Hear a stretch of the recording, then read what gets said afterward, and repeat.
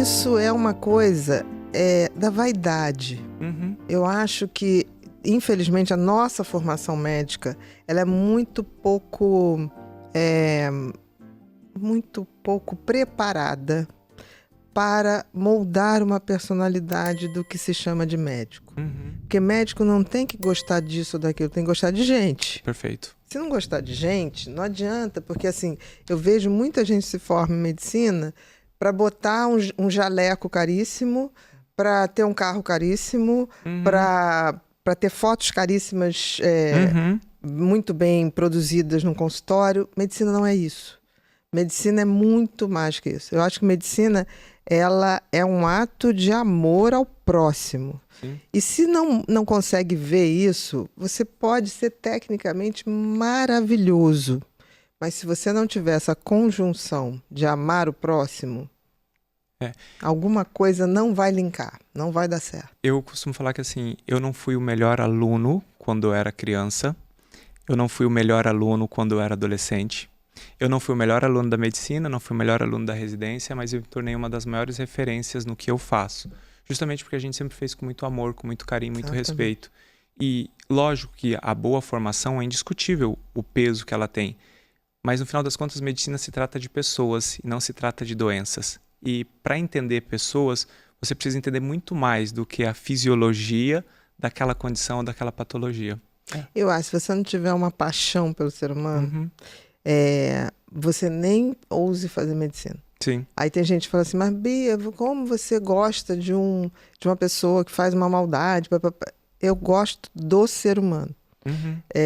Agora, seres humanos estão em evolução. Estão se moldando, estão virando um ser humano. Sim. Tem muitos humanos, a gente está aqui para virar ser humano.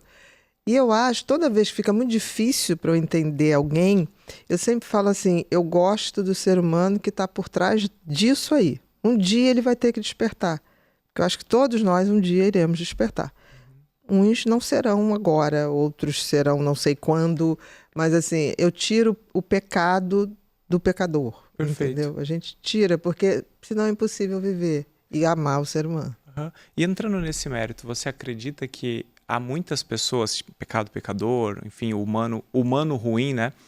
Que muito disso é por falta de maturidade, muito disso é por falha do caráter humano, onde a gente está falhando enquanto pessoa para cometer tantas atrocidades? Eu acho que a gente vem falhando muito, há muito tempo, por valores que são imputados ao que é ser um ser humano bem-sucedido. Se você for olhar antes da Idade Média, vamos para a Idade Antiga, vamos para os grandes filósofos, tudo que o ser humano precisa está lá. Uhum. Se você olhar Platão, Sócrates, tudo está lá. Epiteto, Epícoro, tudo está lá. Mas assim, tão claro do que é um ser humano. O que aconteceu é que, infelizmente, a gente teve uma Idade Média que as pessoas, porque o filósofo era o médico, o filósofo era o professor, era o matemático. Uhum. Com a Idade Média, a caça aos cientistas, e quase que Galileu se foi nessa história, separou a ciência da espiritualidade, que foi pior ainda. Uhum. Então se criou uma abertura que para nós médicos ficou pior. Uhum. É como se, tipo assim, não podia mais fazer ciência ou pensar filosoficamente ou cientificamente, porque, de fato, podia custar a vida.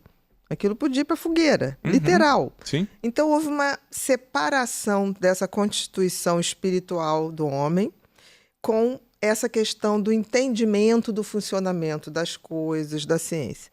Isso foi uma coisa horrorosa, né? E que, infelizmente, aconteceu. Quando a gente vem para a idade moderna, quando a gente vem para os tempos contemporâneos, de vez em quando a gente vê algumas pessoas tentando reunificar isso, que é a grande solução que a gente tem, reunificar a espiritualidade com a ciência e não separar. E hoje eu estou vendo um movimento que eu acho belíssimo, que é a filosofia está se tornando pop. Uhum. E isso foi uma coisa que eu verdade. não pensei que eu viveria para ver, e estou vendo, né? A Lúcia Helena Galvão, que eu adoro, admiro demais. Ela conseguiu transformar a filosofia numa coisa pop. E a Lúcia Helena é a pessoa mais simples, mais tranquila, mais generosa que eu conheço. Tem pessoas que falam assim, você é generosa. Eu falei, não conhece a Lúcia Helena. Que legal! E isso, eu acho que está dando uma moldada na vida. E não sei se vocês vão reparar isso, Tiago. Quando eu abri o podcast, eu tinha muito noção qual era o público de Instagram, né? E Face.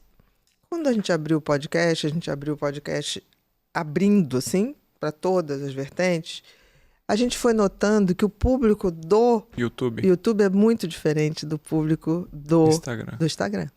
O público do YouTube, ele quer conhecimento, ele quer aprofundar. Sim. O público do Instagram quer, tipo assim, você sabia? Doses homeopáticas de prazer. Não estou criticando nada, mas é muito interessante. Pessoas que acontecem no Instagram necessariamente não irão acontecer no YouTube. E pessoas que acontecem no YouTube necessariamente não vão acontecer, né? É muito difícil você ter as duas vertentes. E isso também é muito bacana quando acontece. Sim. Porque fala para um público muito amplo. E eu acho que você vai notar isso no podcast. O podcast é uma coisa que o público ele quer mais. Acho que até mais fiel, mais comprometido. Ele quer profundidade. Ele quer profundidade.